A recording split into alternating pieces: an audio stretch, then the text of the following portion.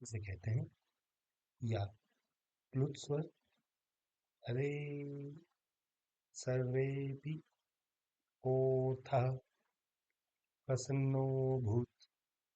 तो आइए समझते हैं कि ये अवग्रह है क्या, या प्लुत स्वर क्या है, क्या ये दोनों एक हैं, कहाँ लगते हैं, क्यों लगते हैं, कैसे लगते हैं।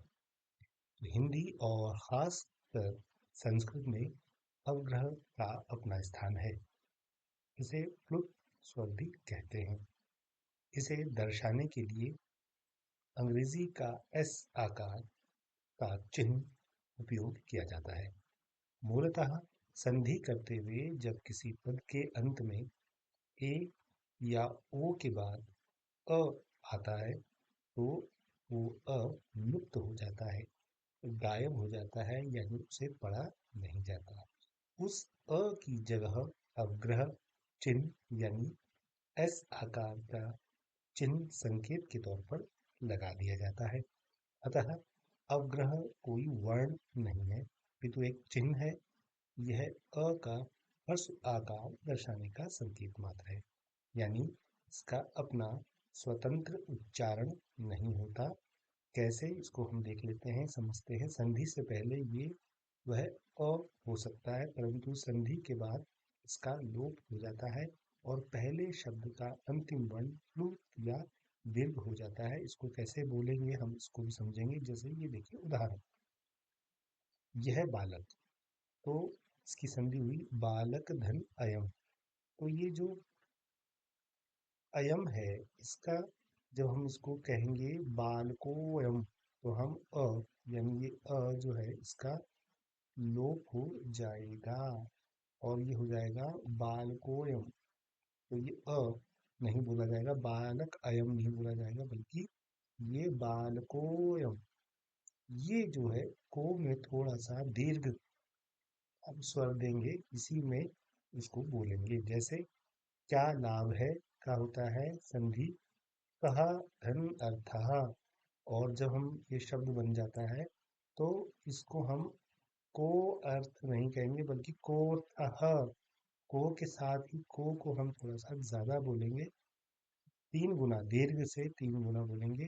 कोर्थः, कोर्थ नहीं कहेंगे, कोर्था नहीं कहेंगे। जैसे सर्वे अपि, सर्वे धन अपि है सभी लोग, इसको हम कहेंगे सर्वेपि। सर्वेपि नहीं, सर्वेपि, सर्वे अपि नहीं कहेंगे। तो इसको समझ लें, सर्वे अपि नहीं कहेंगे, सर्वेपि कहेंगे। वे के साथ ही हम इसको दीर्घ कर देंगे, उच्चारण को थोड़ा सा बोलेंगे। जैसे इसको भी हम देख लेते हैं। दूसरा भी, अन्य धन अपि, अन्य अपि ऐसे बोला जाएगा वैसे तो, लेकिन नहीं, हम कहेंगे अन्योपि। यो पे हम थोड़ा सा अ को लंबा ले रहे हैं और अपि नहीं कहेंगे, अन्योपि। या शिवोम, शिवोम, शिव अहम नहीं कहेंगे, कहेंगे शिवोहम, एक साथ शिवोहम।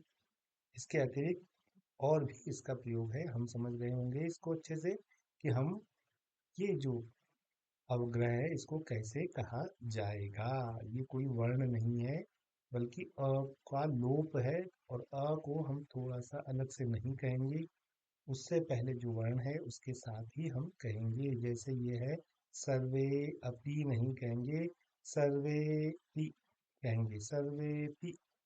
और इसके अलावा इसका और भी उपयोग है। इसको देखिए, किसी स्वर को लंबा खींचने या हिंदी में शब्दों के दीर्घ उच्चारण को दर्शाने के लिए भी उपयोग किया जाता है। जैसे आप किसी को आवाज लगा रहे हैं, अपनी माँ को ही आवाज लगा रहे हैं, तो आप कहेंगे माँ नहीं कहेंगे, बल्कि बोलेंगे माँ, माँ। अरे माँ कहाँ है, अरे, या अरे, आपकी किसी ने कोई चीज गिरा दी तो आप बोलेंगे अरे, यानी रे के साथ ही आप इसको लंबा खींचेंगे। या आवाज लगा रहे हैं किसी को, राजू, ओ राजू, ये इस तरीके से भी इसका उपयोग किया जाता है।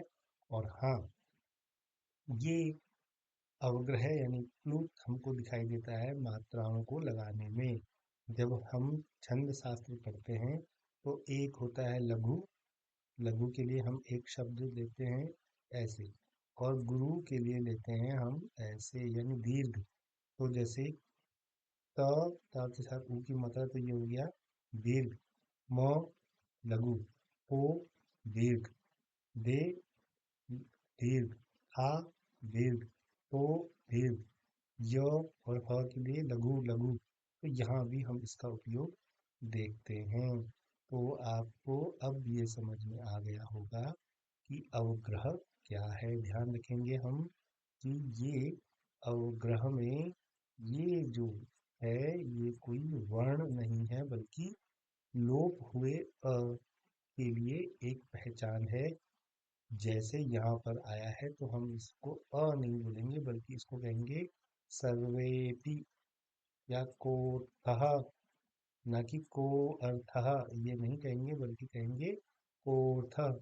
या ये है प्रसन्नो भूत, ना कि हम कहेंगे प्रसन्नो अभूत, नहीं कहेंगे। ये जो है यहाँ पे अ का लोप हो गया है। तो फिर मिलते हैं किसी और अन्य वीडियो में। तब तक के लिए अपना ख्याल रखिए, स्वस्थ रहिए, प्रसन्न रहिए, हंसते रहिए, अध्ययन करते रहिए।